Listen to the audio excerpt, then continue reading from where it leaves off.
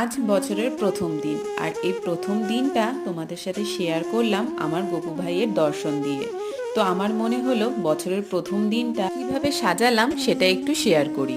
তাই সুন্দর করে স্নান টান করিয়ে তারপর রেডি করাচ্ছিলাম। আর আজকে তোমাদের যে ঠাকুরের বস্ত্রটা দেখালাম সেটাও কিন্তু আমার মা নিজে হাতেই তৈরি করেছে।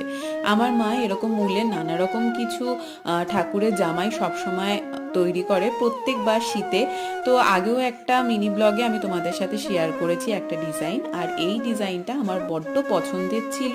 ইউটিউব থেকে খুঁজে বার করে দেওয়ার পর মা কিন্তু দেখে দেখে পুরোটা হুবহু সেরকম ভাবেই তৈরি করে ফেলেছিল। আর আমার বড় গোপালকে এই ড্রেসটা পরে যেন মহারাজার মতন দেখতে লাগছিল।